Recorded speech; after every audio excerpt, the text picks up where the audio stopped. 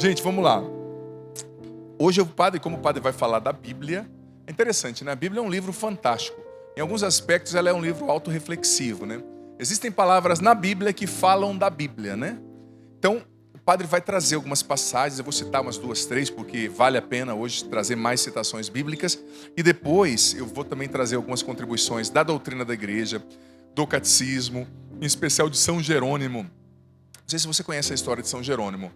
São Jerônimo era um homem muitíssimo culto, versado nas línguas nas quais a Sagrada Escritura foi escrita. Ele vivia ali em Roma, na região, mas depois ele foi para Belém, né? Ficou ali numa gruta em Belém. Foi o primeiro a traduzir a Bíblia, né, do grego e do hebraico para o latim, a chamada Vulgata. Um homem que falava latim, falava grego, falava hebraico, aramaico, consagrou tudo isso, sabe, a Deus e ao amor à Sagrada Escritura. Ele amava muito a Bíblia. Eu vou trazer algumas contribuições de São Jerônimo. E a gente precisa aprender com ele a amar a Bíblia. Porque, olha, eu digo para você, uma pessoa que não ama a Bíblia, já faço essa introdução, guarda aí no coração, escuta bem. Uma pessoa que não ama a Bíblia, uma pessoa que não tem intimidade diária com a Bíblia, essa pessoa se torna estéril espiritualmente falando. Estéril. O que é estéril? Alguém que não tem vida, não gera vida, não progride. Quem não tem contato diário com a Bíblia, repito, não consegue ter sabedoria, discernimento para suas escolhas. Por mais que ache que é esperto, que é esperta, se você não é instruído pela palavra de Deus, você está andando no escuro. Quem não tem intimidade, contato diário com a Escritura Sagrada, não vai ter sabedoria, não vai ter discernimento profundo e, ao mesmo tempo, vai ficar estéril. Isso é fato. Então, isso é muito importante. Eu sei que o seu cronograma, o seu dia a dia é puxado. O meu também é. Se eu te falar quantas coisas eu fiz hoje, se os meninos falarem, todos nós, né, os cinegrafistas, com certeza. Tenho certeza que ninguém ficou à tarde num puff em casa assistindo série, de nós que estamos aqui, né? Os adolescentes, talvez, pessoas que estão em outra fase. Então, a vida de todo mundo é corrida. Mas nós precisamos colocar como compromisso o nosso momento da palavra, todos os dias, com a palavra. Padre Jonas, ele nos dizia, né, quando ele escreveu o livro A Bíblia no Meu Dia a Dia, que eu vou citar também aqui um pouco, o nosso pai fundador de saudosa memória, Monsenhor Jonas, ele dizia que ele fez o compromisso com ele mesmo. Como ele era mais matutino, funcionava mais de manhã, né? Ele fez o compromisso com ele mesmo. Sem estudo da palavra, não tem café da manhã. Então, ele se obrigava a fazer o estudo para poder comer. Isso funcionaria comigo muito, porque eu sempre estou com fome, né? Eu me obrigaria a fazer algo. Não, mas é claro, cada um vai encontrar a sua regra interna, né? O seu código interno de disciplina. Mas é a maneira dele se obrigar a ter o encontro com a palavra. Porque eu sei que na vida da gente muitas coisas são importantes. O exercício físico, como nós brincávamos aqui, é importante. A leitura é importante. Os relacionamentos saudáveis são importantes. O trabalho é importante. Mas, gente, tudo isso é importante. Só que tudo isso vai ficar aqui. E um dia nós vamos partir desse mundo. E o que nos liga, o que dá link entre nós e a eternidade é o estudo da palavra, é a vivência da palavra. Claro, tem os sacramentos, tem muitas realidades, mas a palavra é uma realidade que nos insere na dinâmica celeste, na dinâmica do céu na terra. A gente aprende a pensar como Deus lendo a palavra de Deus. Então é muito importante. Então vamos lá, a primeira citação está lá no livro de Pedro, 2 Pedro, capítulo 1, versículo 20 e 21. 2 Pedro, capítulo 1, versículo 20 e 21. E olha, eu vou dizer para ti, eu ficaria muito feliz se você acompanhasse o meu programa sempre com a Bíblia na mão. Muito, porque eu sempre vou falar da Bíblia. Então já se programa para estar com a gente terça-noite com a Bíblia na mão, tá? 2 Pedro, capítulo 2, versículos 20 e 21. Pois deveis saber, antes de tudo, que nenhuma profecia da Escritura, ou seja, da Bíblia, é simplesmente objeto de explicação pessoal, visto que jamais uma profecia, né, no caso a profecia bíblica, foi proferida por vontade humana. Ao contrário, foi sob o impulso do Espírito Santo que pessoas humanas falaram da parte de Deus. Olha só, a Bíblia, como eu disse, é um livro autorreflexivo. A Bíblia fala da Bíblia. Está dizendo o seguinte, que nenhuma palavra que está escrita na Escritura é simplesmente uma palavra humana. É simplesmente uma coisa que alguém de um tempo específico quis dizer. Mas tem uma inspiração direta do Espírito Santo. Você sabe que existiam muitos livros relatos da época de Jesus, quando a Igreja Católica, os primeiros bispos, definiram o cânone da Igreja, cânone da Bíblia, desculpa. Porque foram os primeiros bispos que definiram, esse livro é inspirado pelo Espírito Santo, esse não é. Através de oração, através de um discernimento, através de uma vida profunda espiritual. Mas tem os evangelhos chamados apócrifos, né? O Evangelho de Madalena, o Evangelho de Pedro, o Evangelho de Judas, né? Livros apócrifos, que são relatos históricos, tem alguma coisa ali, né, válida, mas que não são tidos como canônicos, ou seja, inspirados pelo Espírito Santo, eles não estão na Bíblia. Então foi a igreja que definiu o que era da Bíblia e o que não era. Tem gente que fala, eu não acredito na igreja, só na Bíblia. Não entendeu nada. Porque era a igreja que estava lá, né, naquele primeiro século. Então, todo livro canônico que está na Bíblia, ele é inspirado pelo Espírito Santo. Não é uma coisa só interpretação, explicação humana, como nós acabamos de ler. É uma palavra de Deus para mim e para você. Por isso que a Bíblia é um livro diferente, não é um gibi. Não é uma coisa que você lê como se você estivesse lendo qualquer outro tipo de literatura. Não, é a palavra de Deus, é uma palavra viva. É um livro que fala comigo e com você, que abala as nossas estruturas, que nos fere para depois nos curar, sabe? É a palavra de Deus.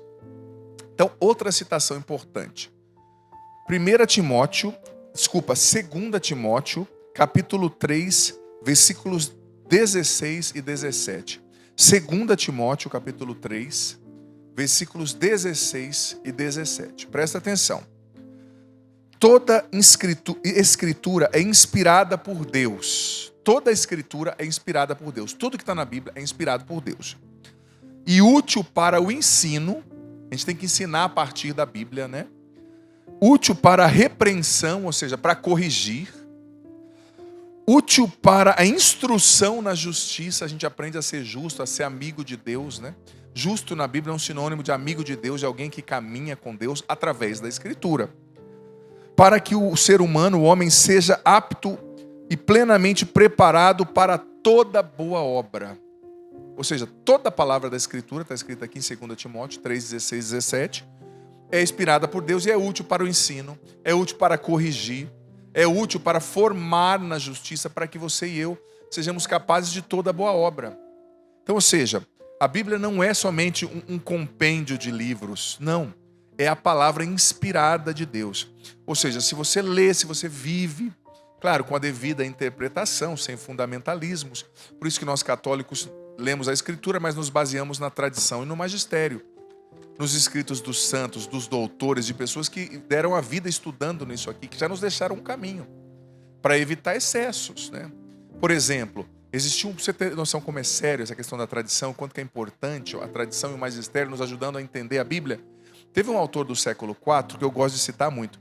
Gente, um dos maiores teólogos que já existiu. Do nível de Santo Agostinho, assim, sabe? Só que ele vivia ali na parte mais oriental e Santo Agostinho em Tagaste, no norte da África. E ele, chamado Orígenes, né? Tem muitos escritos, a gente estuda muito ele na teologia e eu o cito. Mas diz a história que Orígenes, ele ficou tão obcecado com a Bíblia que ele começou a ler no literal.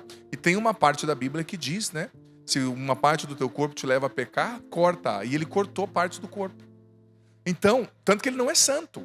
Ele é estudado porque ele foi muito, aprofundou na teologia, na Bíblia. Então ele tem muita coisa boa. Mas a igreja nunca o canonizou. Por quê? Porque a interpretação dele da Bíblia, apesar de ser um homem santo, muito zeloso, né, piedoso, foi equivocada. Então a igreja não pode canonizá-lo, torná-lo um santo e mostrá-lo como um exemplo para todas as gerações. Porque a interpretação dele não foi salutar, não foi sábia nesse aspecto, né? Apesar de ser um homem de uma cabeça fantástica, estudado e sempre vai ser estudado. Você está entendendo? A tradição da igreja, o que os santos já escreveram, nos blinda de interpretar de maneira fundamentalista, de maneira errada, de maneira assim, presa na letra e sem entender o espírito, né? Por isso que o catecismo é fantástico. O catecismo da Igreja Católica, ele é baseado na palavra de Deus e ele nos ajuda a entender a palavra de Deus. Porque ali tem tudo que nós cremos e não cremos, e o porquê cremos, e o porquê não cremos, né? Então, continuando, uma outra passagem bíblica, João 17, 17.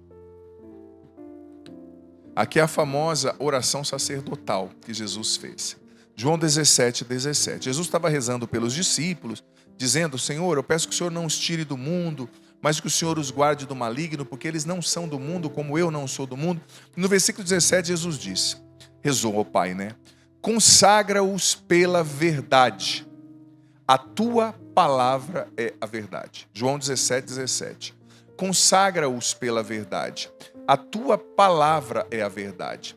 A palavra de Deus, a Bíblia, contém a verdade que nos liberta e que nos leva para o céu. Tem gente que fala, padre, mas os tempos mudaram. A Bíblia não mudou e Deus não mudou. Não é Deus e a Bíblia que tem que se adequar às modinhas do tempo, aos influencers, aos youtubers famosos, mas somos nós, seres humanos, que nos adequamos à verdade revelada por Deus na Sagrada Escritura. Ao que eu te pergunto, você tem um contato diário com a Bíblia? Você tem intimidade com a Bíblia? Você internaliza? Porque, gente, é a Bíblia que transforma, é a leitura da Escritura, é o internalizar a Escritura em nós, o que vai gradativamente transformando o nosso caráter, moldando a gente, nos tornando uma nova criatura. Porque a mentalidade nossa, muitas vezes, daquilo que a gente recebeu da família, da cultura na qual a gente está, muitas vezes é mundana, é cheia de tantos percalços, tantos acidentes, mas a palavra de Deus vai nos purificando, vai nos elevando, sabe? Vai nos fazendo pensar como Deus, vai nos introduzindo, nos dando o caráter de Deus, sabe? E São Jerônimo, como eu já disse, citei São Jerônimo, ele dizia o seguinte: ignorar as Escrituras é ignorar o próprio Deus. Você que diz assim, eu sou uma pessoa de Deus, padre, eu sou uma pessoa de oração. Se você não lê a Bíblia, é mentira. Você está ignorando Deus. Se você não tem o seu tempo com a palavra todo dia, você não é um bom cristão, ponto. Padre, eu não tenho tempo. Mas vai ficar no grupo do WhatsApp, a gente tem tempo. Para ver a dancinha do TikTok, a gente tem tempo. Para ver novela, muita gente tem tempo. Para fofocar, muita gente tem tempo. Para ver o que não deve na internet, muita gente tem tempo. É questão de prioridade. Quem não lê a palavra de Deus não é um bom cristão, não é um bom católico, ponto. Tem que ler e tem que meditar. Meditácio. A igreja, na Lexio Divina, fala do Lexio, né? Da Lexio, que é a leitura. A meditatio, que é o ruminar a palavra, e o oratio, que é o orar, né? E depois colocar em prática. O método do Padre Jonas, o nosso método da Canção Nova, a Bíblia no meu dia a dia, fala do anotar as promessas de Deus, as ordens de Deus, os princípios eternos, a mensagem de Deus para mim, depois o como colocar isso em prática, né? Muito importante, esse livro tem salvado gerações. Eu faço estudo bíblico desde 2001 com esse método, 2000 na verdade, com esse método do Padre Jonas. Nós somos em 2024, 23 anos que eu faço esse estudo. Gente, como eu já fui curado, liberto, abençoado, quanto eu já amadureci, cresci através do estudo bíblico. É a coisa mais profunda da minha vida. Uma das coisas que mais me transformou. Se você falasse assim, Padre Adriano, o que é mais importante para você e o que mais te transformou? Você conhece a minha história. Eu tenho uma história difícil. Eu não era um bom cristão antes, né, de me encontrar com Jesus pessoalmente. Eu digo para você, o que é mais importante para mim é a palavra de Deus e a adoração à Eucaristia, a comunhão eucarística. Eucaristia e Bíblia é o fundamento da minha vida. Sabe? É o que sustenta o cristão, é o que faz você suportar qualquer tempestade. Talvez, me perdoe, você está apanhando do inimigo, você está no meio de uma luta espiritual, como eu dizia no Sorrindo para a Vida hoje cedo, e não percebeu. Você está apanhando, nada dá certo porque você não está buscando na fonte, você não está adorando o Santíssimo, você não está comungando, você não está lendo a Bíblia. É isso que vai te dar força. É isso que vai te dar sabedoria. Às vezes a gente insiste em ficar reclamando. Olha, eu digo para você, quem procura culpado não procura solução. Se você está procurando um culpado para justificar a sua infelicidade, você vai ficar a vida inteira nesse ciclo vicioso e patinando. Não procure o culpado, procure uma solução. Começa a ler a Bíblia, começa a adorar o Santíssimo. Nem que seja pouco tempo que você tem, sabe? São Jerônimo continua. Quando rezamos, falamos com Deus. Quando lemos a Bíblia, é Deus que fala conosco. Tem gente que é muito bom de falar com Deus, sobretudo de pedir. Eu quero isso, eu quero aquilo. Dar conselho para Deus. Olha, eu acho que o senhor tem que fazer isso na minha família. Deus deve rir, né? Deus deve falar assim, mas quem que é Deus nesse negócio? Mas quando você reza, você fala com Deus. São Jerônimo está nos ensinando a importância de rezar, falar com Deus, mas também escutar. E a escuta acontece quando nós lemos a palavra, quando nós lemos a Bíblia. Você precisa salvar um tempo no seu dia para ler a Bíblia. Eu amo, filha, começar o meu dia fazendo o meu estudo bíblico. E eu digo para você, a gente lida com muitas situações num dia. E muitas vezes Deus me fala cedo no estudo bíblico algo que eu vou viver à tarde. E quando acontece à tarde, eu já sei como agir, porque aquela palavra me deu a direção para o dia. Comece o seu dia lendo a Bíblia e meditando. Olha, eu falo isso demais. Eu posto a homilia todo dia no meu canal no YouTube, né? Eu insisto falando isso. Quem me acompanha lá já está cansado de ouvir. E eu sempre pergunto para as pessoas, peço para as pessoas, acabo de dar a benção e falo, calma, não sai abrindo 15 aplicativos, não sai fazendo 20 coisas, espera, tira 2 minutos, pensa, o que o padre pregou, o que o evangelho disse, o que minha vida, o que eu estou vivendo, o que Deus está me pedindo através dessa palavra, medita. E eu sempre peço para as pessoas escreve aí no comentário o que você entendeu, nem que seja 5 palavras. Por quê? Porque quando você medita, você para, você pensa, e quando você escreve, isso é provado, da psicologia fala muito disso. O ato de escrever gera uma conexão emocional com aquele conteúdo e também cognitiva, você internaliza melhor. Então, eu fiz isso, já contei isso várias vezes pela TV, uma vez que eu estava com uma pessoa, a pessoa ouviu minha homilia, né? Ouviu na minha frente, ela falou, nossa, tão boa a tua homilia, já abriu 5 aplicativos, passou 7 minutos, eu perguntei, você gostou? Amei, padre. O que eu falei? Foi tão bonita, padre. O que eu falei? Nossa, eu amei. A pessoa não lembrava uma palavra, porque tinha aberto 15 aplicativos. Não é assim que lê a Bíblia, gente. Não dá para ler a Bíblia assim. Meditatio. Desde o início da igreja, os padres do deserto, os doutores nos ensinam que é preciso lexio, que é a leitura, meditatio, que é a meditação, e depois o oratio, a oração. Você lê, você medita e depois você responde a Deus de alguma forma. Porque em cada trecho da Escritura, em cada evangelho, em cada primeira leitura, em cada salmo, Deus está falando com você. E é educado quando alguém fala com a gente responder, não concorda? Imagina o Samuel falando comigo, padre, você vai amanhã lá, tal, na gravadora pra gente tomar um café? Eu olho para ele, fico em silêncio e saio. Imagina, é falta de educação. No nível pessoal eu tenho que responder, que o Samuel é hiper educado. Eu não ia fazer isso com ele, sabe? Nem com o Cleuber. Me lembrei dos 3 passos aqui da Lectio Divina, padre. Fala aí. Primeiro, o que diz o texto sagrado? O que diz o texto sagrado para mim no dia de hoje? Em terceiro, o que o texto sagrado me leva a dizer a Deus? Ótimo. Esse cara é maravilhoso. Além de trazer um conteúdo bom, me ajudou a tomar uma água aqui, tranquilo. Isso aí, padre. Já vi que o senhor estava tomando uma aguinha ali. Obrigado. Tá quente em Cachoeira Paulista, viu, gente? Mas é fantástico, Samuel, isso aí. É a sabedoria da igreja, desde os primeiros séculos. Repete, por gentileza, amado. O que diz o texto sagrado? Primeira pergunta que você faz. O que diz o texto sagrado? Você vai lá ler, vai saber o que aquele texto diz, tudo que está escrito ali. Segundo passo, o que o texto sagrado me diz para o dia de hoje, para aquilo que eu estou vivendo no dia de hoje. Ótimo. E o terceiro passo, o que é a oração, orácio, né? Sim, isso mesmo. O que o texto sagrado me leva a dizer a Deus. E o quarto passo é somente ficar em silêncio e deixar o Espírito Santo trabalhar em tudo aquilo. Né? Lindo demais. Obrigado, Samuca. É isso, é simples, gente. É simples. Eu digo para você, a pessoa que não lê a Bíblia, ela pode ter perspicácia, ela pode ter sagacidade, ela pode ter traquejo com as pessoas, mas ela não vai ter sabedoria nem discernimento. Isso só a Sagrada Escritura dá. Meu tempo está curto, mas eu vou te trazer uma frase de São Gregório Magno. A Bíblia é um espelho que reflete a nossa mente. Nela vemos a nossa face interior. Das Escrituras aprendemos nossas belezas e deformidades espirituais. Ela é um espelho, ela está revelando para você.